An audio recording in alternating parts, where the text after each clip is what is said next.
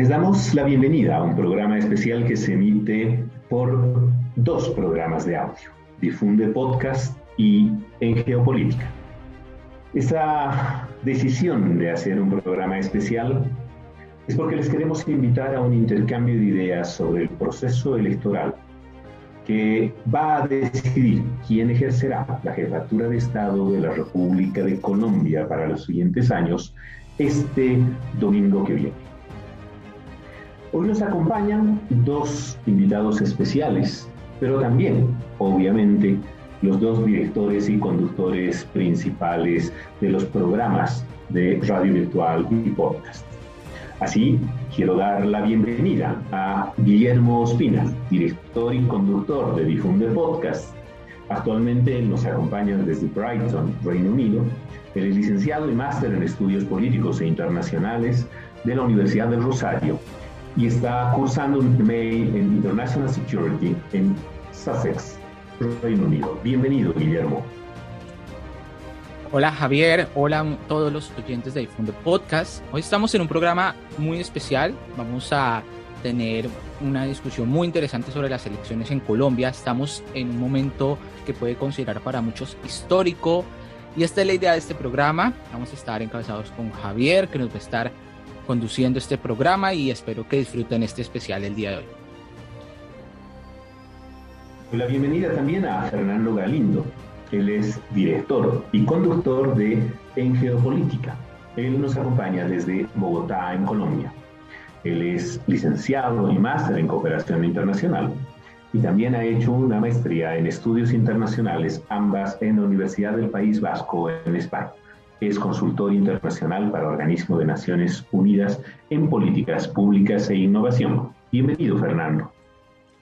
Hola Javier, como siempre un gusto conversar contigo y bienvenidos a todas las personas que nos están acompañando en este momento, a nuestros panelistas invitados, así como a todas las personas que nos están escuchando a modo podcast en diferentes lugares del planeta. Como bien menciona Guillermo, estamos en un momento muy interesante a nivel histórico y político de este país, de Colombia, y nos pareció muy interesante tener este especial, unir estos dos programas de análisis internacional, de análisis político también, y enfocarnos en el país en el cual, en este caso, hemos nacido. Y por eso se hizo muy pertinente, estuvimos teniendo una serie de conversaciones para ponernos de acuerdo en tiempos, en invitar a todas las personas para hablar de lo que se viene el próximo domingo. Una de las elecciones que será sin lugar a dudas muy clave e importante para el futuro político cercano de Colombia. Con lo cual, de nuevo, bienvenidos a todos, gracias y volvemos contigo entonces a La Paz para tener esta conversación. Gracias, Fernando. El día de hoy tenemos dos invitados de lujo. Nos acompaña María Juliana Jiménez. Ella es también internacionalista y está llevando adelante actualmente un MA en Environment, Development and Policy en la Universidad de Brighton, en Sussex, en el Reino Unido. Bienvenida, María Juliana. Javier, muchas gracias a ustedes y a Guillermo y a Fernando por la invitación. Gracias por el calificativo de lujo. Creo que bueno, estos espacios me parecen súper valiosos, muy pertinentes para el momento en el que estamos. Me parece, pues la verdad, muy chévere que cada vez a mi manera de ver más gente se interesa por lo que está pasando en Colombia, más gente se interesa por salir a votar, más gente pues tiene interés por todos estos procesos y estos espacios pues son maravillosos para poder aprender, compartir opiniones y pues bueno, aquí estamos. Gracias. Gracias, María Juliana. Nos acompaña también Alejandro Toca. Él es administrador público, un magíster en estudios políticos e internacionales y actualmente está doctorándose en estudios políticos. Es profesor investigador del programa de Administración Pública del Politécnico Gran Colombiano y actualmente nos acompaña desde la ciudad de Buenos Aires, en Argentina. Bienvenido, Alejandro. Javier, María Juliana, Guillermo, Fernando, muy buenas tardes acá desde Argentina. Muy agradecido por la invitación y muy contento de estar acá, de hablar de uno de los temas más importantes que está digamos, en la región durante las próximas semanas, al parecer. Entonces, nada, dispuesto aquí a charlar con ustedes acerca del tema y quedo a sus órdenes. Gracias, Alejandro. Bueno, como se han dado cuenta nuestras y nuestros oyentes, tenemos 4 voces colombianas. Y la mía es una voz boliviana. Algunos ya me reconocen porque en geopolítica soy un columnista permanente. Este programa se está conduciendo desde La Paz, Bolivia.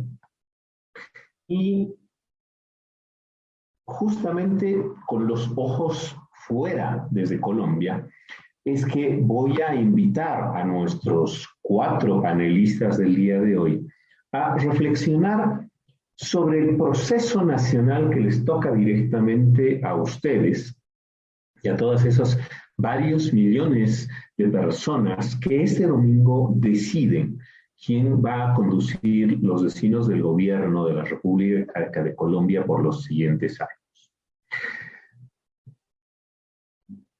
Permítanme darles una brevísima aproximación histórica a cómo siento y veo el proceso político actual de Colombia. El siglo XX caracterizó a Colombia por varios momentos de inusitada violencia y de acuerdo político a la vez. Probablemente el Estado colombiano y el gobierno colombiano es un ejemplo atípico de lo que habitualmente aconteció en el resto del continente, ya que durante fundamentalmente la segunda mitad del siglo XX, aunque también un largo proceso en la primera mitad, después de la Guerra de los 1000 días en el segundo caso, y luego del periodo conocido como la violencia y una corta dictadura militar que puso fin a la violencia, un proceso histórico que siempre me llama la atención, el cómo puede recibir un nombre de esa naturaleza, permitió el que se constituyan acuerdos políticos en los que 2 grandes visiones político-partidarias del país decidan más o menos, de alguna manera concertada, turnarse en el ejercicio del poder, transmitiendo una sensación de equilibrio y de estabilidad política que no era habitual en el resto del continente.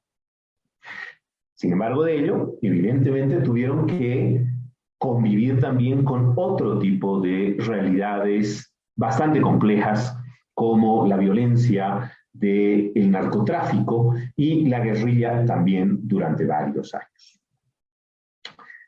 En los últimos años se produjo, como varios de nosotros lo sabemos porque lo hemos visto en medios de televisión y de otros sistemas de comunicación, redes sociales y demás, se ha producido un momento de cuestionamiento social muy fuerte, muy potente a lo que acontece en Colombia.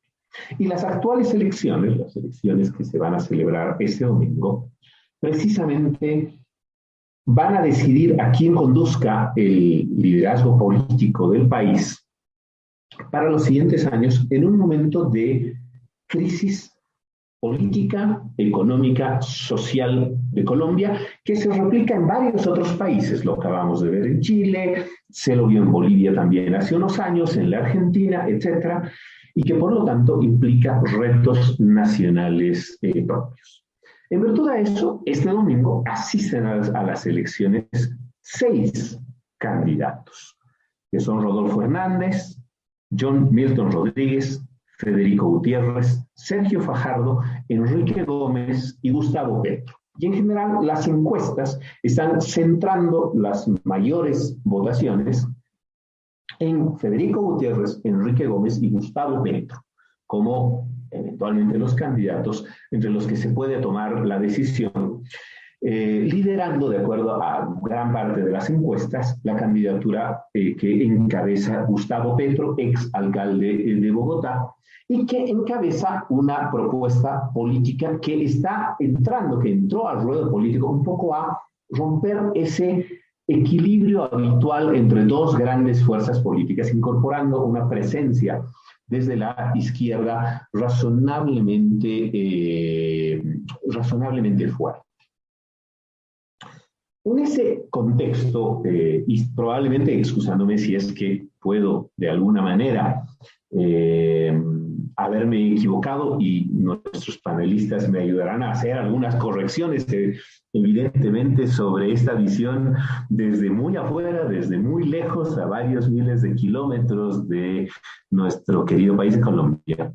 Les quiero invitar un poco a que nos puedan comentar cómo creen que se va a afrontar la crisis social que se ha vivido en los últimos años, que ha tenido manifestaciones violentas en calle, pero que obviamente muestra un proceso fuerte, muy intenso, de desconexión del poder político y de una clase política que regularmente ha participado de las decisiones respecto a un espacio social que siente que no se les satisfacen sus necesidades cotidianas. De esa manera quiero invitar primero a Alejandro Toca a que nos acompañe en una primera ronda encabezando esta conversación. Por favor, Alejandro. Bien, gracias Javier. Bueno, aquí lo que hay que decir frente al tema de la insatisfacción social es que no es un fenómeno exclusivo de Colombia, que es muy interesante en Colombia porque los jóvenes han venido tomando digamos que un protagonismo frente a la situación del país, a la situación de su propio futuro, a la situación económica. Hay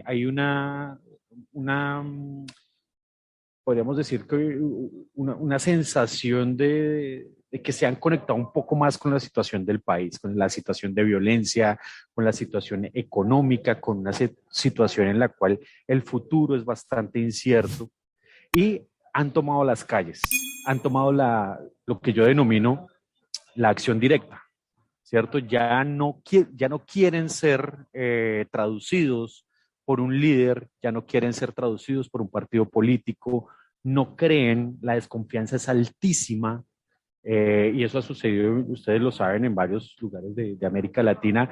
Esto tiene un antecedente, si se quiere, y Guillermo tal vez lo sabe mejor, en la mal llamada primavera árabe, ¿cierto? Esto no ha sido un movimiento religioso, no ha sido un movimiento contestatario, sino, bueno, contestatario en el sentido de el modelo económico. El modelo económico no brinda esas garantías, no se ve que esté brindando esas garantías de futuro, y los jóvenes han tomado la batuta frente a estos temas, lo que también ha sido un poco problemático.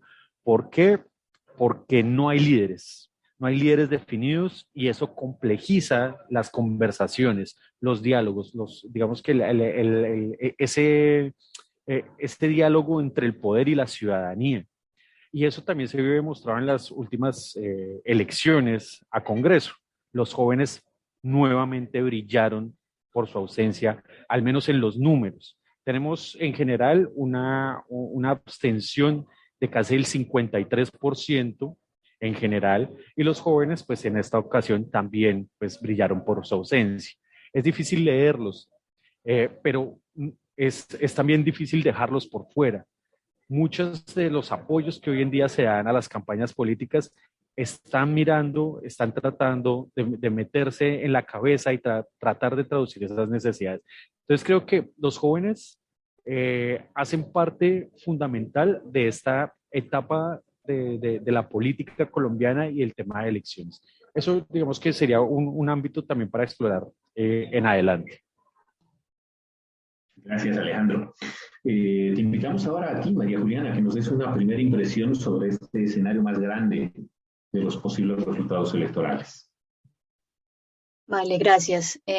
Javier, bueno, yo creo que toda esta erosión de los movimientos sociales que estábamos mencionando tuvo su punto de quiebre. Si bien ya venían como consolidándose desde antes, yo creo que tuvieron su punto de quiebre con el plebiscito, que fue la primera gran marcha desde, yo creo, bueno, desde el paro agrario, que nosotros vimos que de verdad la gente y principalmente los jóvenes salieron a marchar y a protestar a favor de la paz. Y como dice Alejandro, no, desde entonces no es muy claro como quiénes son los líderes pues de todos estos movimientos. Y después de, pues en tanto que la agenda de la paz es tan estructural y aborda tantos asuntos pendientes que tiene Colombia ahí como en la lista, se empezaron como a decantar muchos otros temas y es como un efecto de bola de nieve y empezó a crecer pues el tema de los movimientos sociales. Y bueno, pues en primer lugar a mí me parece que ha sido un punto de encuentro para muchos colectivos que antes de todo este auge, pues quizás sí eran conscientes de que hay una red de colectivos que están protestando constantemente, pero no había habido como un movimiento consolidado como sí se ve ahora, ¿sí? Entonces, no solamente se habla de la paz, sino que también se habla de los pensionados, de los docentes, de los estudiantes, bueno, del personal de salud, con el auge de la pandemia también, ¿sí? Entonces, son muchas causas juntas que al verse así juntas, las personas yo creo que empiezan a identificar cómo cómo se necesita una solución que sea estructural y de fondo y no solamente como pañitos de agua tibia. Entonces también siento que es un movimiento que no se deja apaciguar con soluciones pues como que no sean de largo plazo. Gracias, María Juliana. Elementos importantes que además se replican en varios escenarios electorales y sobre los que también quisiera que puedan tanto Guillermo como Fernando incidir un poquitito. La intermediación política de la voz de la calle, de la voz del colectivo, está cuestionada en general en gran parte del mundo y varias veces hemos reflexionado en los programas de geopolítica y Difunde Podcast sobre esas crisis de representación de los aparatos políticos, político-partidarios y en sus ejercicios de gobierno. Y evidentemente una irrupción de muchos colectivos de actores, no necesariamente comprometidos a largo plazo o con dudas respecto a ese compromiso a largo plazo, cosa que también lo vemos en varios otros espacios de la geopolítica internacional, en el mundo árabe, las primaveras árabes fueron un claro reflejo de ello, o los procesos electorales, por ejemplo, de Europa de la última década también. Estimado Guillermo, ¿cómo percibes un poco y tratando de establecer unos puentes entre el mundo geopolítico y la realidad colombiana respecto a qué puede suceder este domingo? Bueno, Javier, yo quiero continuar la línea con lo que vienen diciendo del tema de los jóvenes y demás y las demandas de cambio. Y a mí me parece, yo creo que para el oyente el problema decir es que todos los candidatos dicen yo soy el cambio. Y no sabemos exactamente qué es el cambio, o sea, para dónde vamos a cambiar. Algunos hablan del salto al vacío que podemos dar si gana Gustavo Petro, de todos los movimientos activistas, de los temas que se están tocando en sociedad y cómo vamos a abordarlos, si hay cierto miedo en ese sentido. Y es curioso porque aunque hay sectores que hablan de la continuidad y que se parecen y que reproducen las mismas formas de gobierno, yo creo que Colombia se encuentra en esa transición, en ese punto donde ni estamos ni vamos a cambiar radicalmente, porque los modelos estructurales está definido, ¿sí? Y hay algo que me parece interesante y quiero hacer un paréntesis ahí, es la participación de activistas. La candidata vicepresidencial Francia Márquez, hay muchas críticas donde nos hablan de, bueno, ¿quién está hablando? ¿Quién va a llegar a gobernar? ¿La activista o un estadista? Porque si ella sigue haciendo como activista, no va a poder traducir otras demandas de otros sectores, porque solo se va a preocupar por su misma causa. Y eso puede ser un tema donde incluso he encontrado en otros sectores que causa cierto rechazo, porque dicen, ella solo se preocupa por sus temas, ella solo se preocupa por su tema racial, por su tema mujer, y bueno, y ella cómo habla el tema de los empresarios o de otros sectores que ya no representa. Eso es un poco cómo eso se va traduciendo desde la calle hacia el movimiento político. Y aunque uno no lo quiera, yo puedo ser un poco más crítico. Yo no creo que los partidos políticos sean tan irrelevantes, porque en medio de todo, cuando miramos las elecciones al Congreso, el Partido Liberal, que es un partido tradicional, sacó la votación más grande. Y por el otro lado está ese movimiento de cambio de diferentes representaciones que, ojo, el hecho que sean muy amorfas y que no tengan un liderazgo claro es muy difícil. porque por más que en este momento el candidato que encabeza, que es Gustavo Petro, la represente, no las une. Y esto es una alianza un poquito por conveniencia, y eso es un poco cuando podamos mirar si Gustavo Petro toma una dirección, ¿qué pasa con su movimiento? ¿Se puede desbaratar? ¿Le puede tener una crisis de gobernabilidad? Aún no sabemos cómo pueda funcionar eso y si el cambio se va a dar rápidamente, aceleradamente o más bien moderado. Yo escuchaba y cierro con esto, algunos movimientos feministas, que es un tema que se le critica mucho al candidato que encabeza, decían, yo prefiero un candidato, Gustavo Petro, moderado y, digamos, teniéndole las riendas, pero que nos encauce hacia el cambio. Entonces son como cositas de cómo vamos a traducir ese descontento hacia el escenario político. Gracias, Guillermo. Finalmente cerramos esta primera ronda de intervenciones introductores con Fernando. Gracias, Javier. Un par de elementos. Yo creo que este descontento social, que no es nuevo a lo largo de la sociedad colombiana, empieza a hacerse un poco más visible tras la firma de los acuerdos de paz. Los acuerdos de paz permiten al país, con todo lo que han tratado de irlos impidiendo en su implementación en los últimos años, abrieron una caja de Pandora que siempre ha estado allí, pero que no había sido tan marcada, porque este es un país donde ha tenido grandes niveles de corrupción, grandes ineficiencias y grandes defectos a nivel de educación, salud, acceso a oportunidades para los jóvenes, etcétera, etcétera, que siempre han existido, no son nuevos. Pero al sacar el elemento del conflicto armado o de las guerrillas, no del conflicto armado, de las guerrillas como tal, que pasara a un segundo plano, se permitió visibilizar mucho más estas problemáticas. ¿Y esto qué facilitó? Que el exigir los derechos, por eso la gente joven hoy en día tiene un gran papel, el exigir sus derechos ya no sea directamente relacionado, como se hizo antes de la firma del acuerdo de paz, a la infiltración de las guerrillas. Aunque sigue siendo un discurso que algunos sectores siguen manejando, hoy en día el exigir derechos no está necesariamente como se intentó de una manera intencionada vincular a pertenencia a algún grupo armado. Entonces, esto fue uno de los elementos que facilita que hoy ese descontento social que siempre ha existido tenga una mayor visibilidad. Dentro de eso, la historia de este país ha vivido siempre una tensión a lo largo, desde que somos una república, entre unas fuerzas conservadoras y unas fuerzas más liberales. Y no hablo en este caso de partidos políticos, aunque indudablemente hay algún tipo de vínculo. Entonces, siempre como una tensión más conservadora, de un corte mucho más reaccionario, más vinculada como a mantener, si se quiere, una suerte de jerarquización que ha existido en este país, y cada cierto tiempo vienen unos destellos más liberales, que no hablo en este caso del Partido Liberal ni mucho menos, sino de una cierta conjunción de fuerzas que hacen que avance este país de vez en cuando. Digamos que a nivel histórico ha habido varias.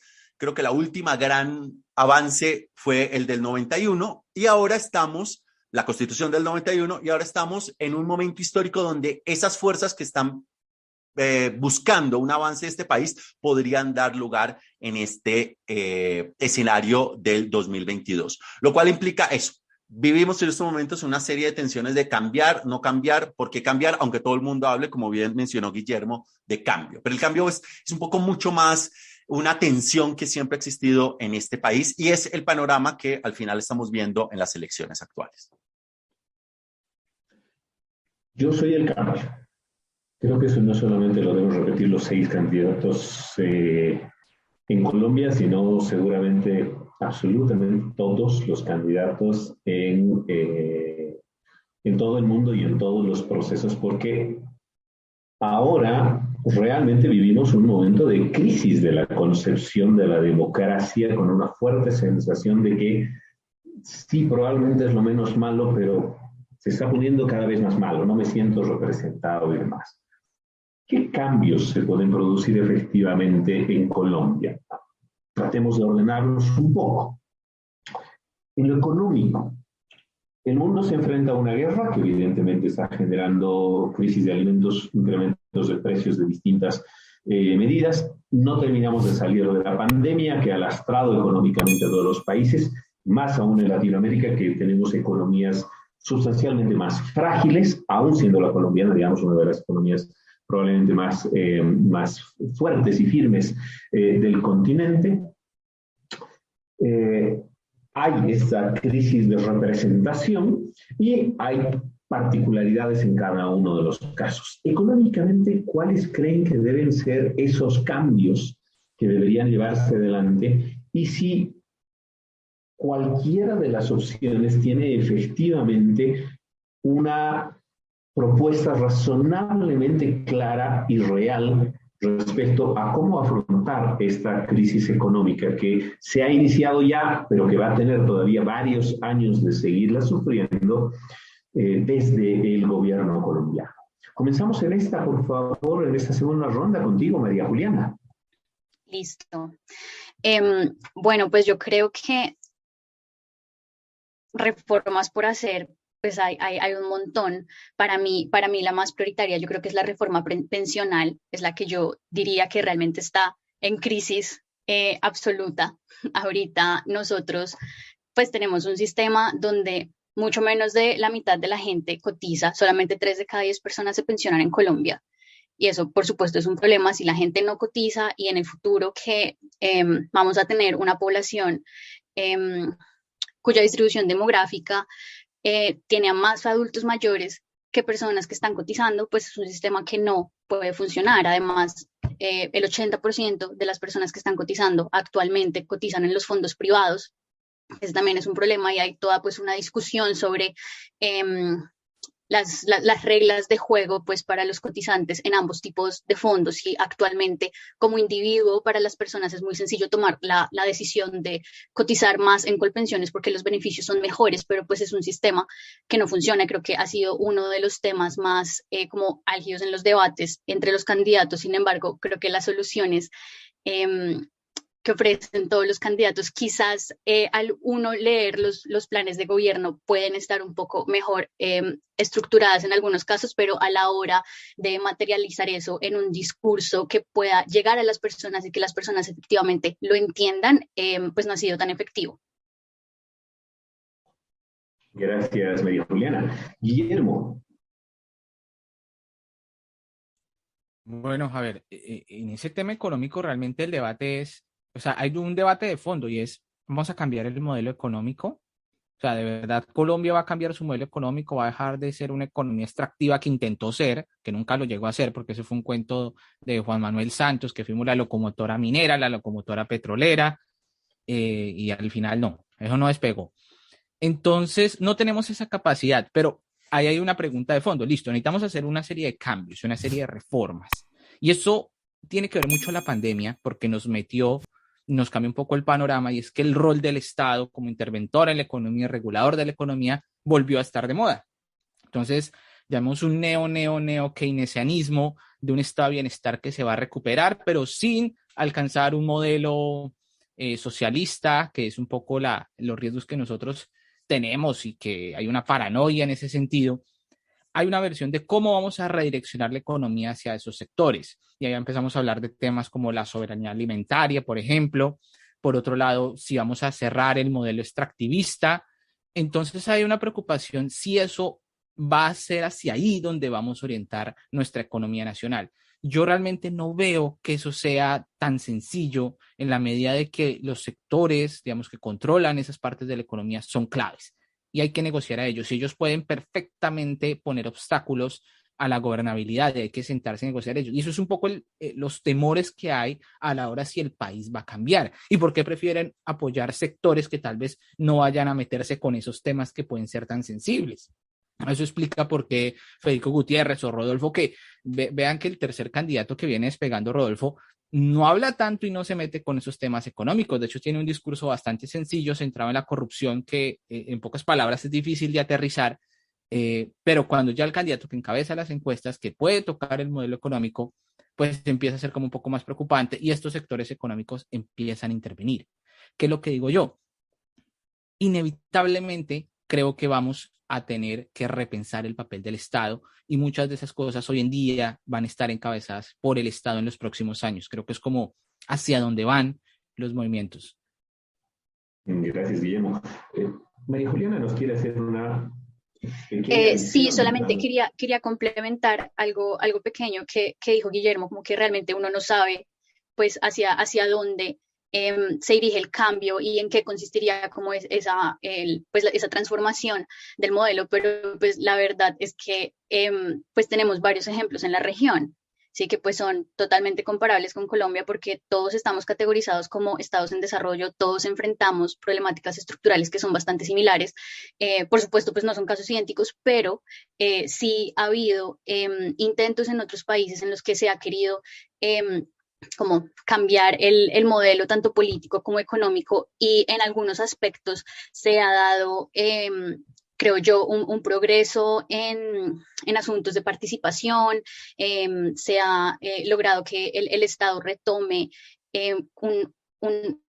construya mejores puentes de comunicación con la población y aumente su gobernanza, pero al tiempo, pues los modelos económicos terminaron por profundizar tendencias extractivistas y digamos que ahí en esos ejemplos del resto de América Latina sí hay una experiencia que nosotros podemos observar para más o menos, pues no medir, pero tener una idea de a qué es a lo que nos estamos refiriendo cuando decimos el cambio. Somos los únicos en toda la región que no hemos tenido todavía un gobierno de izquierda y bueno, pues podemos observar al resto de la región como referencia.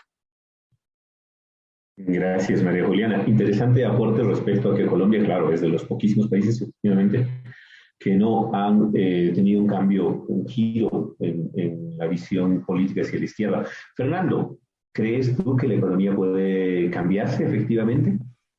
Javier, pues mira, hay varios elementos acá cuando se habla del cambio de modelo económico, porque suele sonar algo muy amplio. Y es indudable que un gobierno, el cambio de un modelo económico suena impactante y genera mucho temor. Pero acá hay varios elementos, porque realmente no va a existir tal cambio, pero no porque no haya que cambiar. ¿A qué me refiero? Acá hay un modelo que, por general, de manejo de tierras que es rentista, no agrario. Claro, estamos hablando de grandes terratenientes, grandes porciones de tierra que son y funcionan a nivel de renta, ni siquiera a nivel agrario. Eso implica un cambio. ¿Un cambio global del sistema económico colombiano? No, un cambio que a un sector muy poderoso de este país obviamente le va a obligar a decir, ok, vamos a seguir en este modelo rentista o pasamos a un modelo más agrario. Esa tensión ha sido muy fuerte y es una tensión histórica de Colombia a nivel agrario.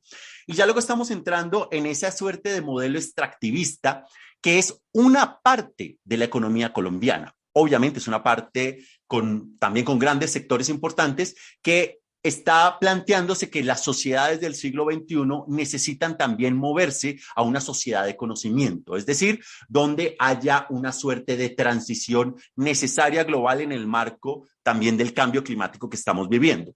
En ese sentido, son como dos sectores dentro del modelo económico, que es una cosa mucho más amplia, dos sectores que en el caso del candidato Gustavo Petro han de ser, de empezar un modelo de transición. Y un modelo de transición es eso, un modelo de transición que vaya mudando poco a poco a ese nuevo estado que en este caso es necesario. Necesitamos movilizarnos más hacia una sociedad del conocimiento, necesitamos también movilizarnos más de esos viejos modelos rentistas gamonales que todavía persisten en este país, a un modelo mucho más industrial, capitalista, que al final termina siendo un modelo más de agrario de producción. Eso es lo que está de debate. El cambio radical del modelo económico del país suele generar más miedo de lo que realmente va a pasar. Sin embargo, estos dos sectores, entre otros, pues obviamente tienen esta serie de tensiones y no les interesa que haya ningún tipo de modificación de sus grandes fuentes de poder. Eso es una de las tensiones que están allí frente al cambio frente al famoso cambio de modelo económico que genera tanta tensión en el país, que no es del todo cierto. Correcto. Antes de pasar con Alejandro y cerrar este segundo grupo de opiniones, Guillermo nos quiere complementar también brevemente. Listo, no, muy brevemente y sobre lo que dice Fernando y tocaba María Juliana. Miren, el gran tema ahí detrás es Colombia puede dejar de el sector petrolero, porque ese es el gran debate. Colombia va a dejar de ser un país que explota petróleo, porque ahí es donde está la llaga de lo que toca el candidato Petro y lo que se puede diferenciar de otros candidatos y la gran preocupación. sabemos que nosotros tenemos muchos recursos de la economía nacional que vienen del petróleo. Entonces ahí viene la pregunta. Entonces, bueno, tenemos programas maravillosos y cambios y demás. Bueno, ¿y dónde sale el dinero si dejamos de invertir en el sector petrolero, que Colombia, así no sea una potencia, pues gana muchos recursos y es su exportación más importante? Entonces, ¿cómo vamos a suplementar eso? Y ahí viene mucha la crítica, que siendo una potencia en soberanía alimentaria, bueno, yo sé que los expertos en desarrollo pueden saber más, pero eso, el concepto de soberanía alimentaria es un poco más complicado de alcanzar, lo que dice Fernando de la tecnología, lo que alguna vez propuso Sergio Fajardo de centros de investigación y demás, que suena muy bien, pero bueno, ¿cuánto nos toma eso? Entonces ahí es donde empiezan ahí a hilar delgadito, entonces dicen, si quieren hacer todos esos cambios, pues necesitan permanecer más en el poder, entonces se va a montar una dictadura para cambiar el modelo económico y demás, y eso es un poco la lógica que se hace desde la derecha, ¿no? Pero hay una pregunta que la izquierda no responde y que yo espero que mis compañeros lo podamos responder y analizar es, bueno, y si no vimos del petróleo, ¿cómo transitamos en estos cambios? ¿Cómo este modelo económico y modelo político van transformándose paralelamente? Yo quisiera agregar solamente eso como para entender, porque eso es el panorama un poco de lo que preocupa sobre el candidato que va encabezando. Gracias, Guillermo. Complemento una última cosa que me parece interesante escuchar la opinión de Alejandro y eventualmente si es que hay alguna cuestión. Efectivamente, hay un facilismo también en el debate y en el electoral, eso se agrava, de este es el diablo y viene a hacer esto, o este es el diablo y viene a hacer no sé qué lo otro, ¿no? Y además en el diablo entran las derechas y las izquierdas, desde las más radicales hasta las más alivianadas. Pero como varias veces se ha utilizado en los últimos años, ¿no? Es la economía, estúpido.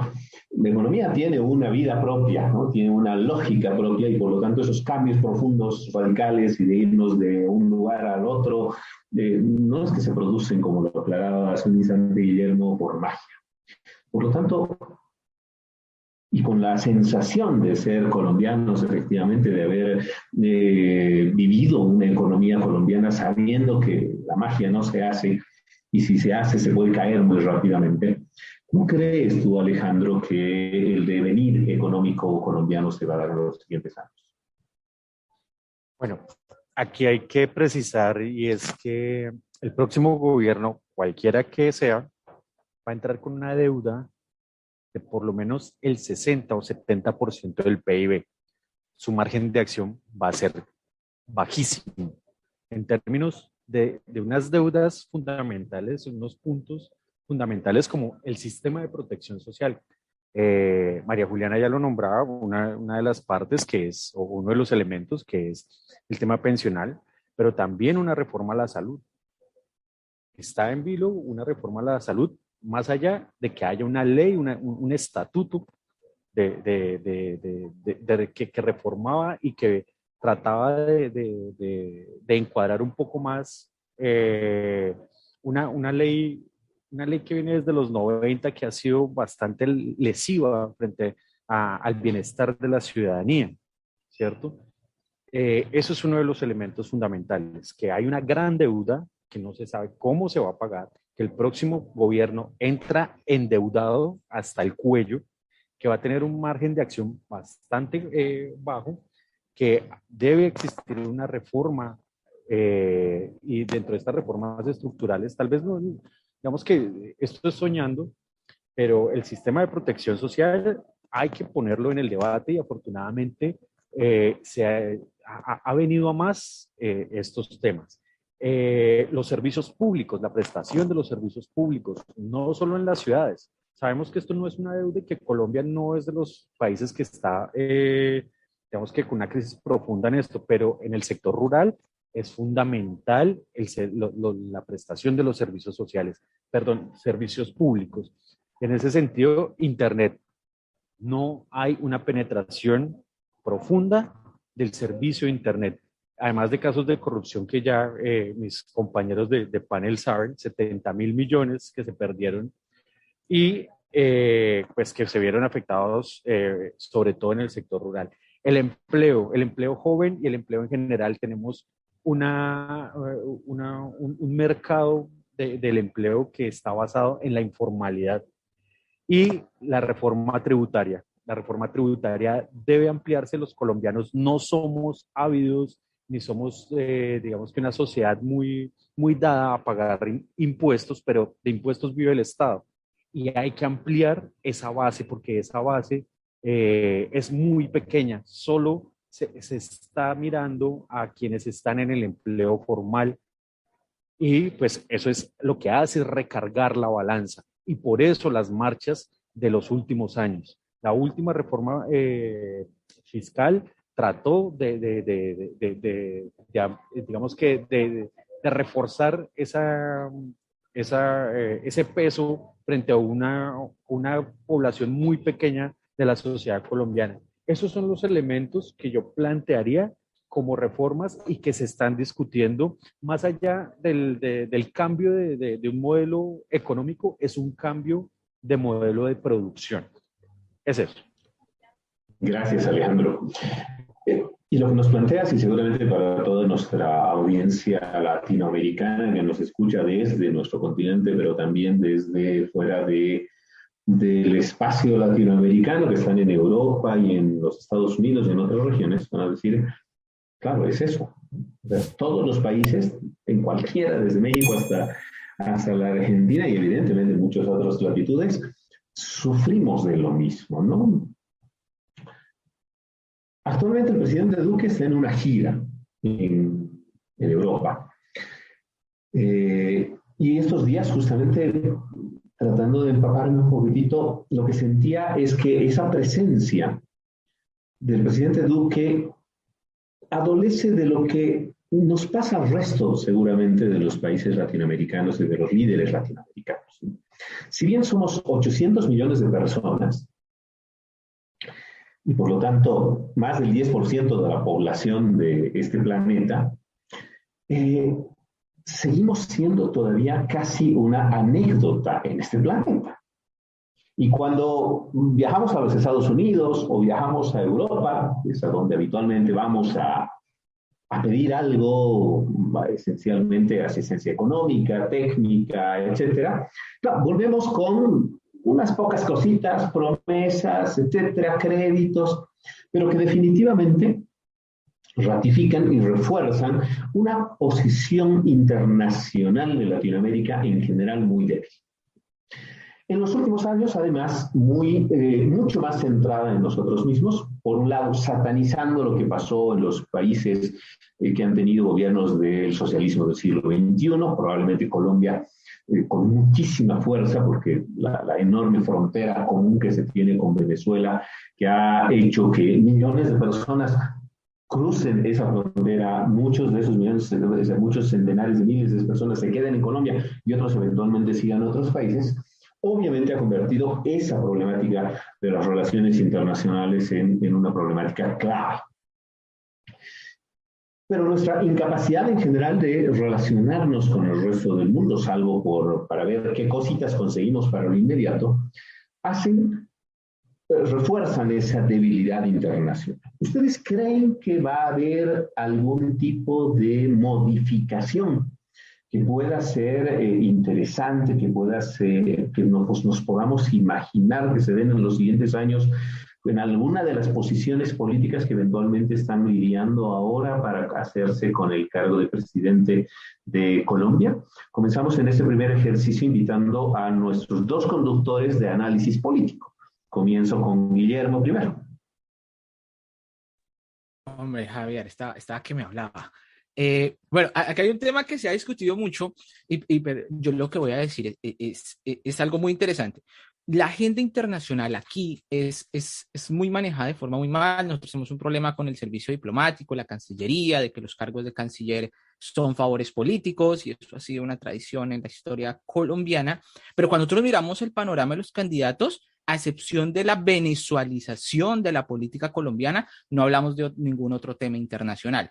Pero algo que sí hay que dejar muy de claro, sea de izquierda o sea de derecha, Colombia es un país alineado con los Estados Unidos, y eso era lo que aquí en la tradición se llamaba el respique polum, ¿no? Y el ejemplo es muy sencillo. ¿Qué pasó durante las protestas? ¿Qué pasó cuando se habló de los excesos de la policía? Lo primero que hicieron la oposición fue ir a buscar a los senadores demócratas, a decir, pronúnciense sobre la situación en Colombia, ¿sí? un poco, y qué hacía un poco los colombianos apoyando a Trump, apoyando la lucha contra el narcotráfico, que el gobierno Trump apoyara la mano dura. O sea, siempre ha estado eso regulando las relaciones internacionales de Colombia y creo que esa tradición va a seguir. Pero acá hay algo que me parece muy interesante. Sobre el papel, otras personas, y uno en la conversación de la calle le dice, no importa, usted se le tiene que vender o a Estados Unidos, o a Rusia, o a China. Y los países seguían según el que se vendan. Acá hay un tema interesante en las relaciones internacionales y es el famoso problema agente-estructura. Y es sencillo, o a mí me determinan los intereses de los países con los que me alío y yo actúo según lo que a mí me digan, o en segundo paso, yo me alío con uno según me interese, en un lado sí o en un lado no. Eso puede ser un poco, y creo que Argentina, por ejemplo, le jugó muy bien a eso para esquivar al Fondo Monetario Internacional, y hay algún factor que tenemos que tener interesante, y es el papel de China. Cómo China está interviniendo, cómo China también se puede convertir en nuestro socio comercial y ver para qué lado nos conviene y qué lado no. Cuando nosotros ya miramos la baraja de candidatos, entrando un poco, esa agenda internacional, y me corregirán si hay otras personas que lo pueden decir, pero yo no veo que un candidato aparte de Gustavo Petro haya hecho una gira internacional, haya hecho contactos con otros presidentes, estuvo en la posesión de Boric en Chile, estuvo en España, se me escapó ahorita el nombre del presidente de España, pero tuvo su pequeña gira europea, tuvo ciertas reuniones ahí con senadores demócratas, y esos escenarios yo no los he visto, a excepción de Rodolfo, que estuvo visitando el Papa en Europa hace unas semanas, hace unos meses. Entonces, eso es un poco de lo que yo decía de la realidad colombiana. Alguna vez decía, nosotros vivimos muy metidos en nuestros problemas, muy mirándonos el ombligo, y a veces se nos olvida eso. Y solo podemos mencionar a Venezuela como para decir qué no vamos a hacer. Y eso ha hecho también otro problema, y es que ver el espejo en Venezuela ha hecho a que la ideología de izquierda sea sinónimo de autoritarismo. Y eso ha sido un error que, bueno, la derecha le juega a eso. Eso ha sido algo que en la mente del colombiano ha construido siempre en esa relación internacional. Digamos, esos serían como tres elementos que yo quisiera como colocar, como ya mirando los candidatos y viendo que realmente Petro sí se ha adelantado mucho en ese aspecto a los demás candidatos, que a mí me parece, y lo reconozco porque no tengo ni idea de los demás, cómo hayan tocado eso, aparte de decir vamos a abrir la frontera con Venezuela o no. Más allá de eso, no es que se diga mucho. Gracias, Guillermo. Fernando. Sí, venimos de una pésima agenda internacional, especialmente en este gobierno Duque. Una desconexión total del país a nivel interno y a nivel externo. De hecho, la última entrevista que le hicieron en la BBC fue una muestra de cómo está absolutamente desconectado, mostrando un país hacia afuera, más internacional, pero absolutamente desconectado. Pero eso también se vio en la agenda internacional. La agenda internacional de Duque, que varios analistas coinciden, yo me incluyo en eso, ha sido un fracaso porque tuvo una pésima jugada en las elecciones de los Estados Unidos, tras la tradición que debería haber mantenido la política exterior colombiana de neutralidad frente a los dos partidos, decidió apoyar a uno, en este caso a Donald Trump, que perdió. No en vano, casi un año después, Biden le pasa al teléfono, luego de haberlo perseguido por diferentes foros internacionales. Y segundo, la politización de las relaciones internacionales con Venezuela, con el famoso y fracasado círculo presión diplomática, el cerco diplomático, como lo menciona. En ese orden, eso muestra la limitación de la política exterior, en este caso de Duque, pero que podría extenderse mucho más. Dicho esto, lo que se plantea, lo que podría pasar, y ahí coincido con Guillermo, no habría ninguno de los candidatos una postura muy distinta de lo que podría ser Venezuela, con Venezuela, que probablemente y todo indicaría que cualquiera de los candidatos, creo que con excepción del que representa la derecha, de Federico Gutiérrez, se volverían a restablecer, se revolvería a abrir la frontera, una frontera que es importantísima y que los millones de pérdidas en el comercio internacional, más allá de la ideología que puedan tener en Venezuela, han afectado la economía colombiana también. Entonces, salvo, repito, este candidato de derecha, que sería una postura absolutamente errónea, seguir cerrando la puerta, seguir cerrando la frontera económica con Venezuela. No habría ningún otro cambio. Quizá lo que sí se podría plantear en ese sentido es que la eventualidad de una presidencia en este caso, por lo menos planteada por Petro, que ha dejado ver algunos elementos más allá, sería, si se quiere, un giro, no un giro, ni siquiera sería la palabra giro, digamos una mayor apertura a tratar de restablecer algunos vínculos comerciales o más con América Latina, y quizá alguna suerte de ampliación de acuerdos con Asia-Pacífico, que es lo que se podría plantear eventualmente. Pero, en resumidas cuentas, no hemos salido de pensar, de mirarnos el ombligo, de tener una política bastante centrada, por desgracia, en nuestras problemáticas colombianas a nivel de relaciones internacionales. Estimados María Juliana y Alejandro, para ustedes, sabiendo que me imagino coinciden en buena parte de los criterios, porque efectivamente se ha reflejado mucho aquello también para afuera. ¿Qué reflexión puede haber en el ámbito de las relaciones internacionales en Colombia sobre un posicionamiento de construcción de un bloque latinoamericano para hacer más fuerza? Esta acción individual ciertamente es muy limitada. Y yo creo que todos los actores políticos de alguna manera lo entienden, salvo los que probablemente tengan así algún interés muy propio de que eso se mantenga con fines más personales casi, ¿no? De conveniencia personal o de clase muy particular. Pero ¿qué reflexión hay en Colombia respecto a que los siguientes años pueda construirse un escenario diferente sobre un posicionamiento político internacional de Colombia, que eventualmente inclusive hasta Colombia pueda conducir, liderar en un nuevo momento político? Comenzamos contigo, María Juliana, y luego con Alejandro. Listo.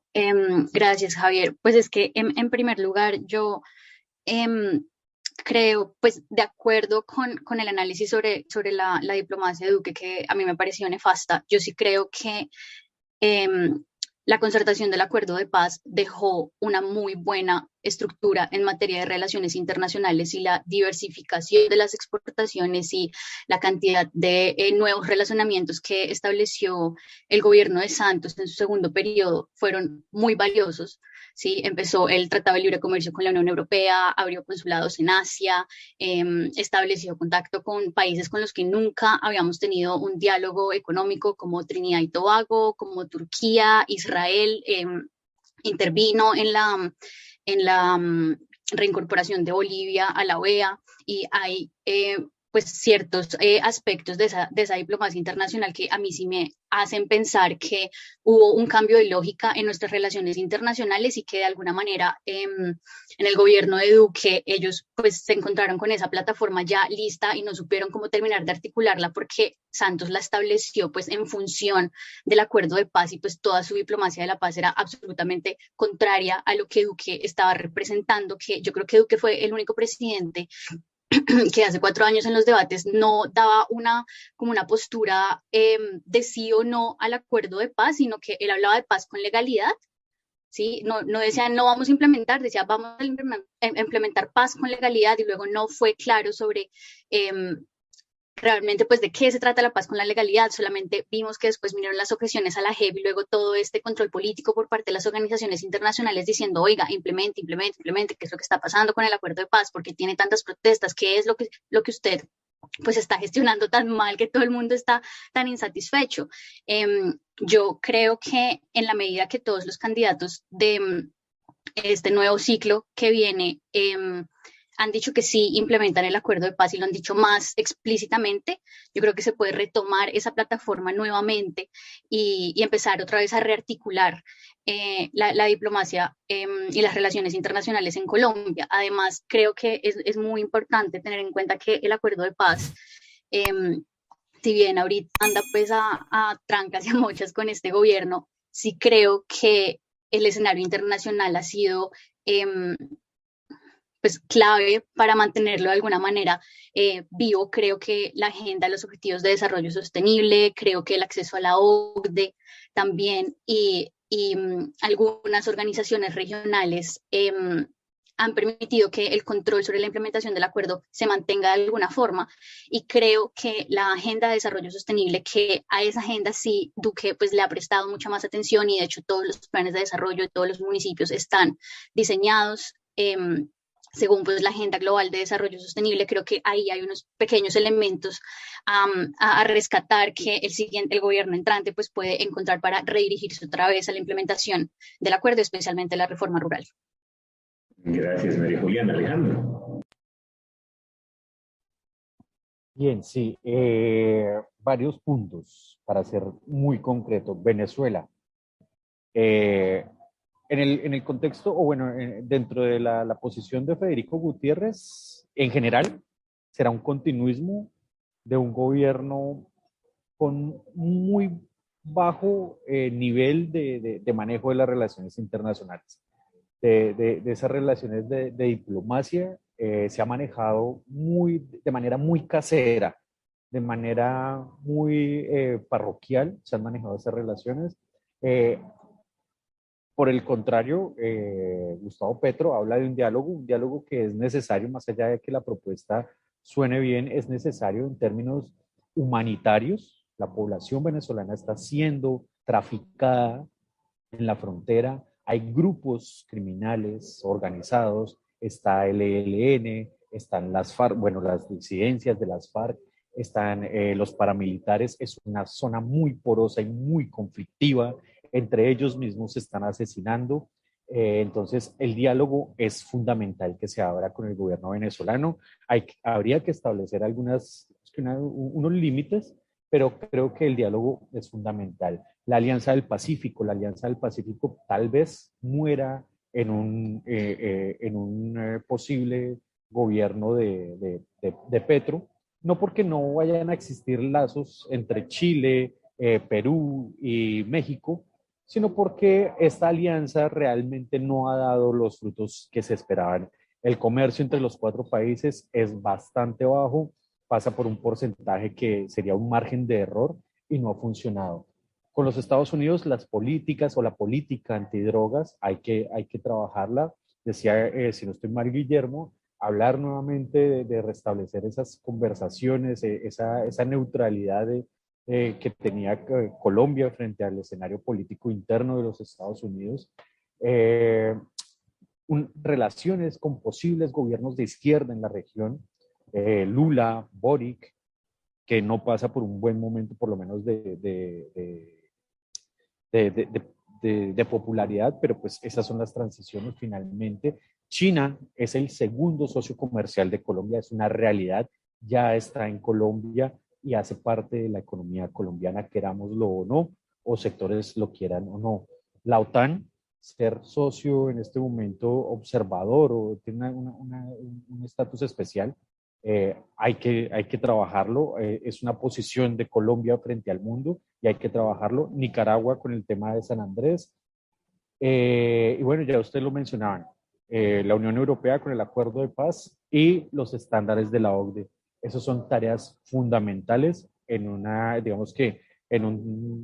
checklist que se haría de lo que puede venir para un nuevo gobierno, cualquiera que sea. Gracias, Alejandro. Bueno, ya nos acercamos al final de este programa especial. Y quiero pedirles una reflexión un poco diferente probablemente, ¿no? Porque hasta ahora lo que se habla son de candidatos y de lo que pueden hacer desde ahora. Pero acojo lo que hace un momento nos planteaba a Alejandro, ¿no? A ver, todos los pueblos tienen los gobiernos que merecen, y eso, yo soy un convencido de aquello, y podríamos tener diferencias de opinión, todo, pero al final de cuentas quienes decidimos somos nosotros, yendo o no yendo a votar, un poco ese terrible resultado que yo percibí cuando se rechazaron los acuerdos de paz, no tanto por el no que ganó, sino por apenas ese 12% que había ido a votar.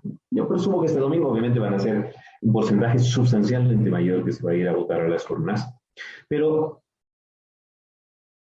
¿cómo creen ustedes que va a ser el comportamiento del pueblo colombiano, sabiendo que no se lo puede encasillar como una sola masa uniforme, porque si fuese así, distintos serían nuestros destinos, evidentemente.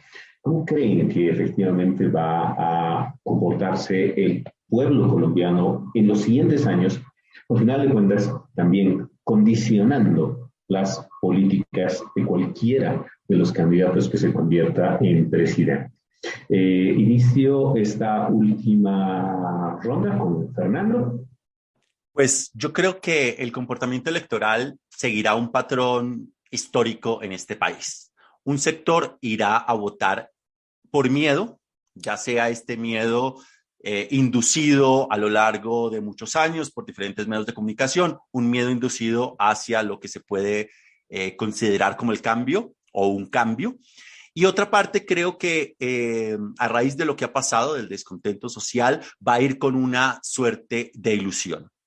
Estas elecciones terminan siendo una suerte de repetición, no de las elecciones, sino de repetición de esa constante que ha vivido el pueblo colombiano y seguramente se viven en muchas otras elecciones. No suele ser una parte, digamos, más racional, más consciente, que hay voto de ese consciente, pero también hay otra parte que es mucho más emocional, mucho más emotiva, hacia cualquiera de los lados.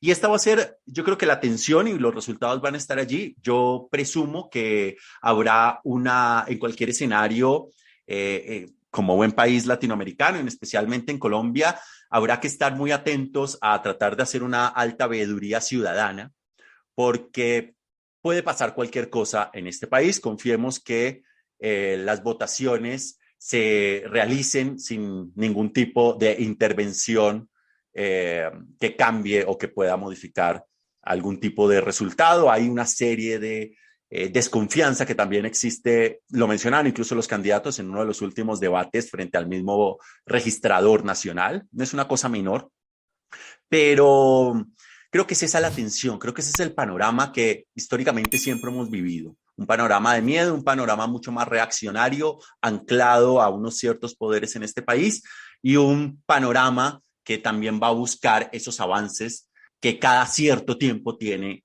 Colombia y que le permiten precisamente avanzar. Estamos en un momento histórico donde eso podría pasar, un posible avance de nuevo de este país, y creo, lo repetí, lo dije al comienzo, creo que el último que tuvimos fue la Constitución del 91. Han pasado 30 años, ojalá estemos a puertas de un avance para este país. Gracias, Fernando. Alejandro. Bueno, yo creo que aquí se va a mantener la tendencia, es decir, una participación baja, pocos van a decidir el destino de muchos, como siempre.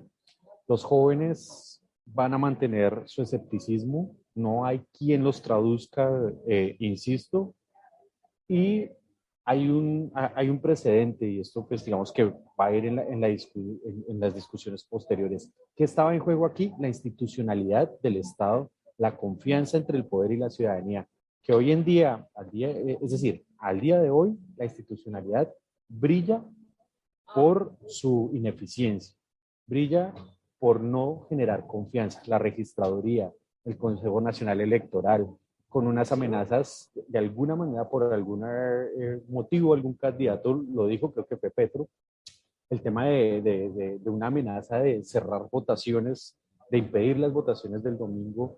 Es decir, se busca un cambio en términos de confianza frente a la institucionalidad y no lo hay. No lo hay. La institucionalidad ha perdido bastante fuerza, sigue en vilo su poder, y eso se va, digamos que, a traducir en esta elección también. La gente no confía en lo que vaya a pasar con las elecciones, lastimosamente. Con las instituciones como el ejército, con un general Zapatero amenazante, con un general Zapatero que participa en política, con una procuraduría que se dedica a perseguir a ciertos líderes políticos y a otros no. Hay una parcialidad. Entonces la institucionalidad que se busca o que se buscaría que estuviera aquí mucho más fuerte para ser garante de unas elecciones más transparentes, pues brilla por su ausencia y por su ineficacia. Frente a Petro, diría que la desconfianza es tan alta en Petro que, si bien tiene mayorías o una especie de mayorías en el Congreso, la ciudadanía va a estar muy pendiente de lo que haga o deje de hacer. Gracias, Alejandro. María Juliana.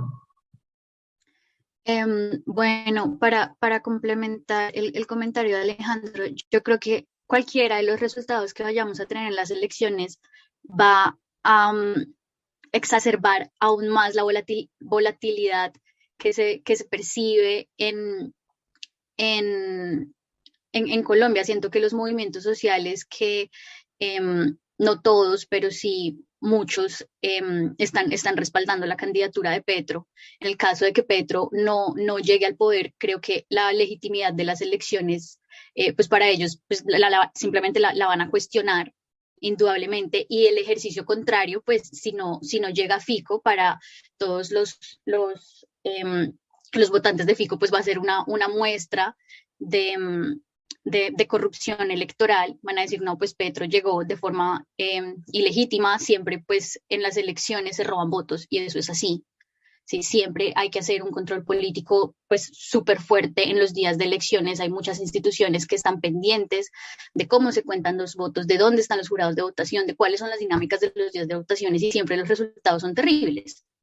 ¿Sí? Y luego hay como un auge de noticias posteriores que dura un par de semanas diciendo, sí, se robaron muchos votos, hay congresistas que están reclamando reconteos, las mesas todavía no se han terminado de contar, candados que llegan rotos a Corferias, y como una cantidad de cosas y fenómenos que suceden, y luego de esas 2 semanas simplemente como que se olvida, la gente termina por aceptar los resultados, se acepta que es un congreso que se eligió sobre unas condiciones no legítimas, y se sigue andando así hasta que llega el siguiente periodo electoral y es como otra vez esa crisis, ¿sí? Sin embargo,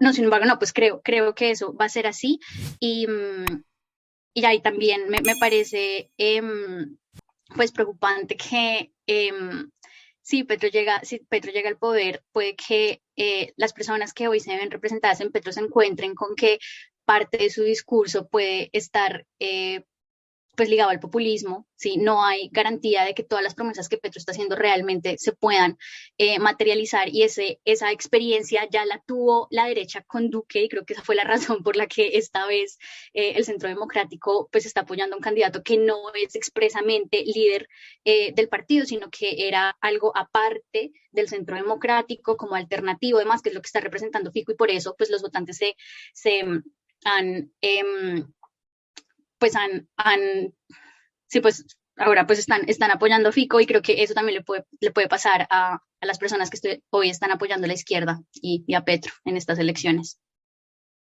Gracias, María Juliana. Guillermo. Bueno, yo después de escuchar a María Juliana, me queda la sensación de que lo que se decía, ese peligro de pérdida de la democracia está ahí. Y de hecho no tiene que ver con los resultados, sino que tiene que ver es con la crisis de institucionalidad que generó el mismo gobierno Duque, y que generó esas dudas sobre por qué tanto la izquierda como la derecha hoy en día pueden cuestionar y están en la capacidad de cuestionar los resultados. Y eso pasó siempre de agache, y creo que es algo que no se ha reflexionado mucho al respecto, pero de lado depende de quién gane.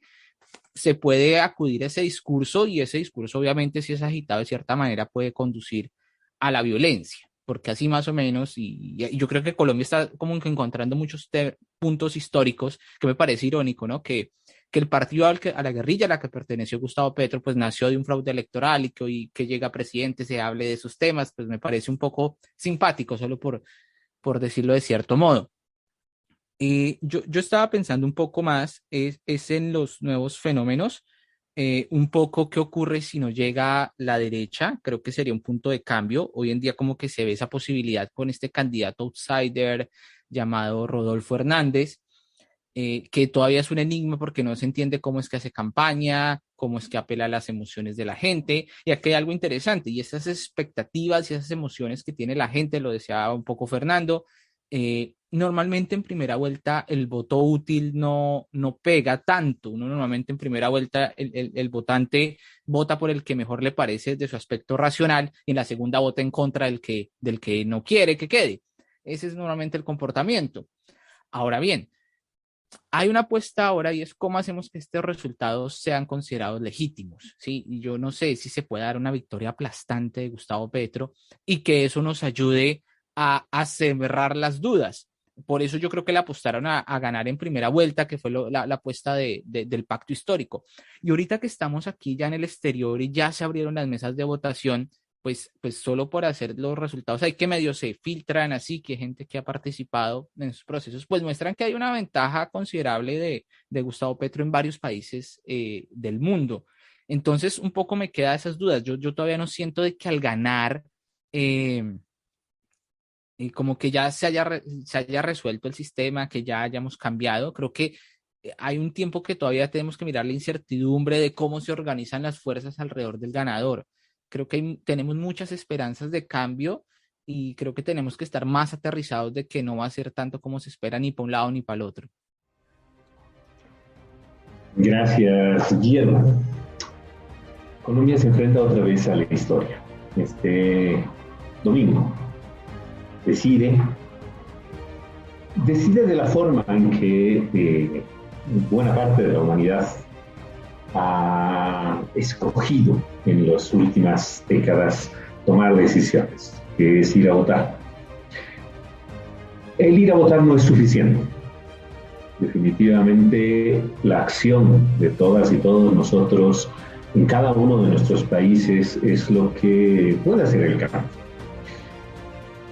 Pero el voto es importante por el hecho de que escogemos, de alguna manera, a esos sujetos que canalizan el esfuerzo colectivo. De esta manera terminamos este programa especial y queremos agradecer de especial manera a María Juliana Jiménez, que nos acompaña desde Brighton, en Sussex, Inglaterra, Reino Unido. Alejandro Toca, que circunstancialmente nos acompaña ahora desde Buenos Aires. A Guillermo Ospina, director y conductor de Difunde Podcast. Y a Fernando Galindo, director y conductor de En Geopolítica. Estos dos programas de radio virtual y podcasts que decidieron juntarse en un esfuerzo esta semana para reflexionar un poco sobre el futuro de Colombia. El himno de Colombia dice en una de sus estrofas: la independencia sola al gran clamor no acalla. Si el sol alumbra a todos, justicia es libertad.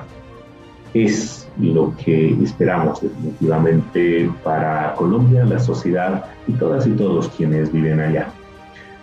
Muchísimas gracias, Juliana, Alejandro, Guillermo y Fernando. Un gran saludo para ustedes y el mejor deseo para la decisión de este domingo y los siguientes años.